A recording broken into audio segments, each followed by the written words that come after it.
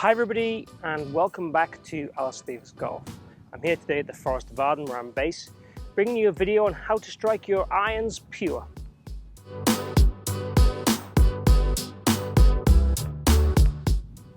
So essentially today's video is all about making better contact with an iron. Now in an ideal world we need to be hitting the iron round about this area in the club face in the center and about 2 grooves to 3 grooves up. Now in order to do that we obviously need the club to be descending to get the best contact unless the ball's sat up on a bit of fluffy grass. I have done a video which you can check out if you like, which is all about does angle of attack matter, and it's an experiment testing whether hitting down on the golf ball or hitting up on the golf ball affects ball speed and distance and strike. And effectively what it showed is basically from a tight lie like this kind of tee area I'm on today or a fairway, you kind of have to hit down on the golf ball to get the most out of the golf club and the ballistics and the ball speed. Out of a semi-rough lie, like a edge of the fairway if you like, you can probably get away with being quite neutral about a 0 angle attack or slightly up. But essentially to strike your irons correctly and get the most out of your irons, we have to be descending about 3 to 4 degrees to get the most out of them. Now what I tend to see with most golfers is if they're a single figure golfer or better, they're descending anything from 1 to 4 degrees. The better players are always 3 to 5 degrees or 3 to 4 degrees. And then the average golfer or the golfer that struggle with contact are normally 0 to 1 to 2 degrees up on the golf ball. So a lot of today's video is going to be designed around how we can get you hitting down on the golf ball consistently and creating the kind of contact point just after the golf ball, if you like, or the low point after the golf ball. So how are we going to do that? How are we going to achieve this correct low point and contact point? Now the most common mistake I see with golfers is in the backswing they tend to either sway or tend to move the head off the golf ball too much.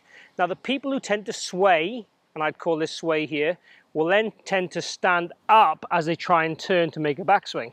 And then because they have the upward motion, it's very difficult to time getting back to the golf ball on the same level every time. You'll either see them with the arms bending and over flexing the body, or you'll see them over flexing the body with the arms straight and then burying the club into the ground, or you'll see them kind of hanging back and extending the arms and sometimes getting a good contact, but quite often getting a thin or fat contact anyway.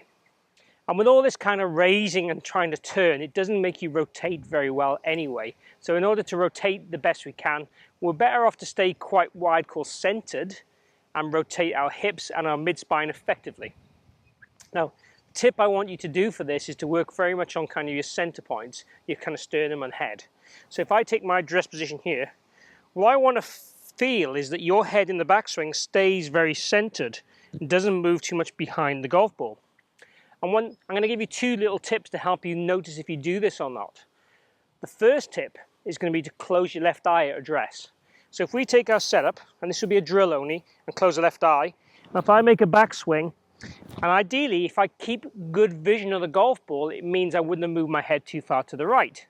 So if I do that again and move to the right, I can't see the golf ball now when I move that far over with my left eye closed. So you will notice when you lose sight of that golf ball, and if you lose sight pretty quickly, you know your head's moving pretty quickly. So having your left eye closed will give you some feedback on whether or not your head's moving too much in the backswing. The second drill would be to place the logo of the ball on the front edge of the ball. So it's kind of just over towards target side. And then the idea with this would be, again, to make sure we can see that part of the logo all the way through our backswing. And if you have indeed, then you wouldn't have turned again off the golf ball so much. Again, you can make this hard or easy by how much round the ball you put the logo. But again, it's a nice little tip to focus on the front part of the golf ball to encourage you to stay on top of the ball in the backswing, move and extend through the golf ball on the way through, and feel that the club travels down and through the golf ball.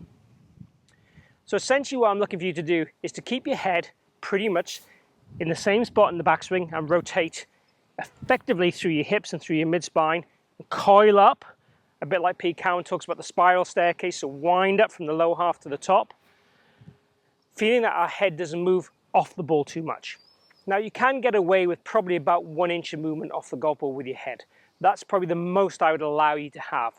Ideally for this point of view of the video I wanted to move 0, and in practice 0. So the head would move 0. On the way down, the head stays in the same place. Just after contact, your eyes and head would start to look at the ball and start to push up and forward, and it would finish further forward than the center spot, but not by a lot. As a rough guide, it would probably finish somewhere between the outer point of your left foot, the center point of your stance. It'd probably finish halfway between the two. So the head would finish kind of like this. So the head's going to move forward, but I don't want it to move backwards at all with an iron. So let's just try a shot, okay? So I'm going to do my left eye closed for this particular one. So I take my setup as I would do normally. Close my left eye.